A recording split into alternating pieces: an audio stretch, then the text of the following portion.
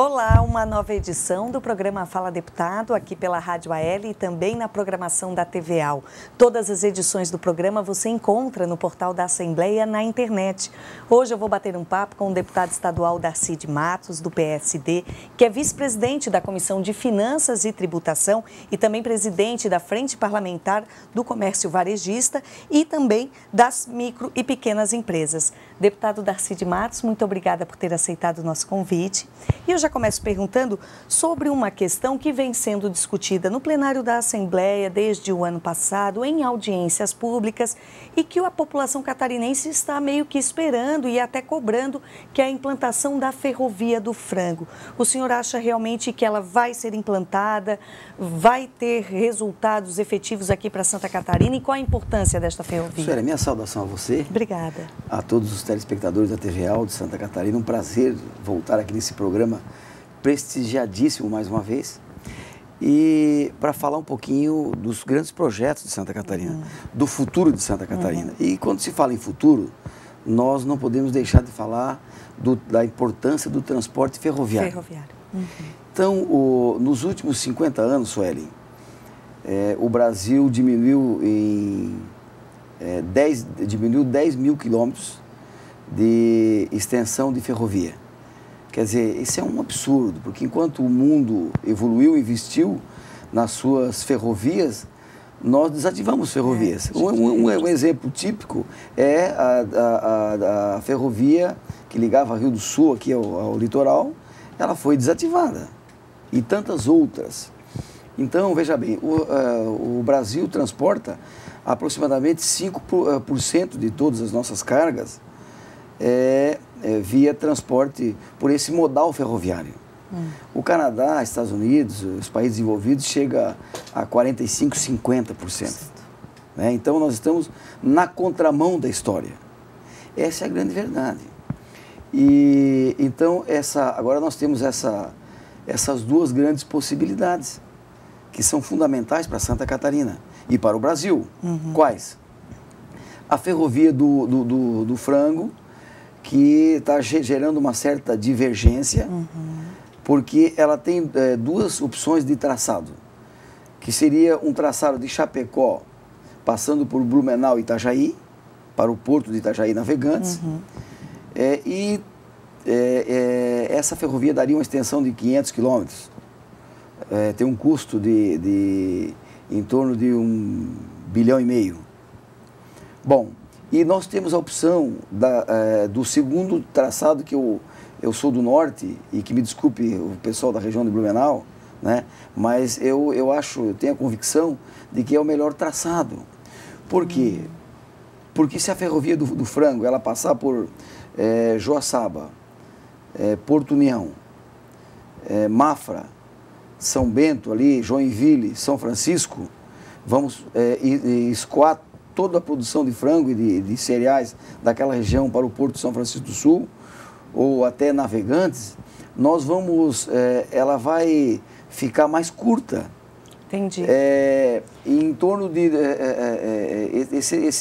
esse traçado de Chapecó a Porto União vai dar 226 quilômetros. Reduz pela metade quase. Exatamente. Nós vamos reduzir os nossos investimentos, que são escassos, em 700 milhões de reais. Tá certo? E nós vamos desenvolver o Planalto, que é uma região que tem carências. Então, no meu entendimento, o melhor traçado para a ferrovia do Frango é Chapecó, Joaçaba, Porto União, fazer esse novo traçado até ali, e de Porto União até São Francisco, nós já temos a ferrovia. Me parece que é só ampliar a bitola, alguma coisa parecida, e nós não vamos economizar 700 milhões de reais no que diz respeito aos investimentos. Sim. E vamos desenvolver o Planalto. Bom, esse é um aspecto. Agora, nós precisamos rapidamente agir, por quê? Porque o DENIT está avaliando a possibilidade da ligação da Ferroeste, que ela vai de Cascavel a Curitiba. Eles estão avaliando a possibilidade dela ter um braço para Guaíra e Maracaju e Mato Grosso.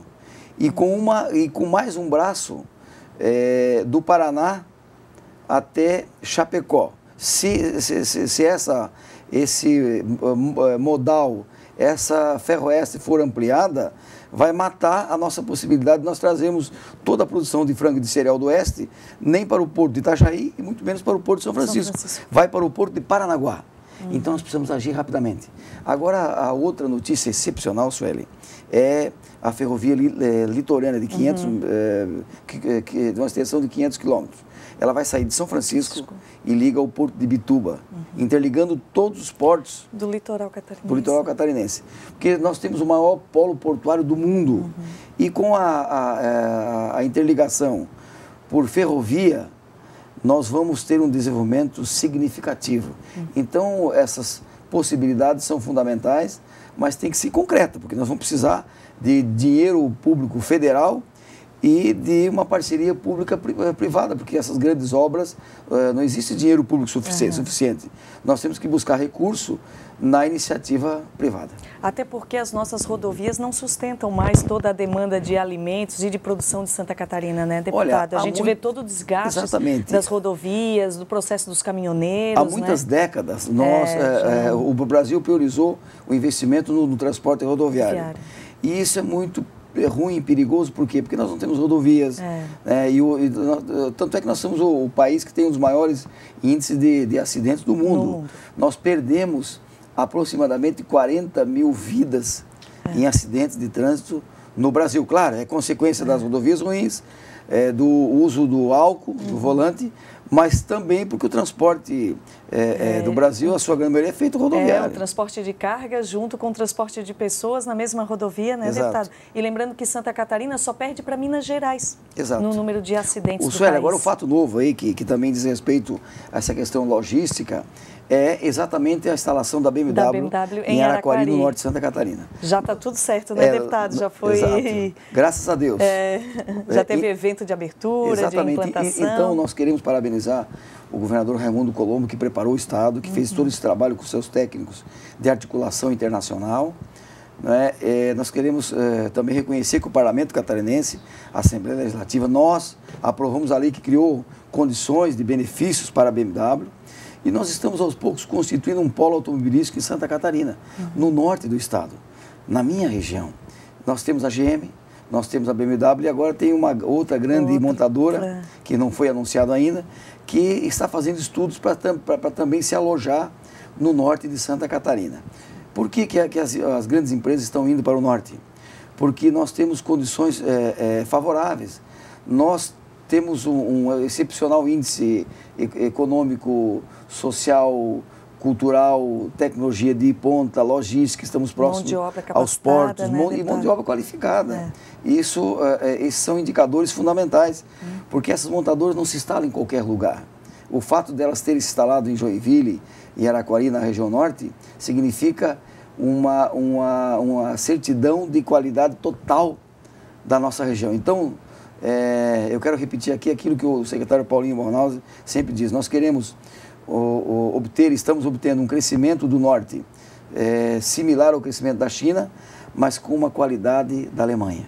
Isso que é fundamental. Então, o norte está crescendo, está com qualidade de vida, os investimentos são muito grandes e nós temos que dar infraestrutura para alojar, para dar suporte à vinda dessas grandes empresas, o que é muito importante para o norte e para Santa Catarina.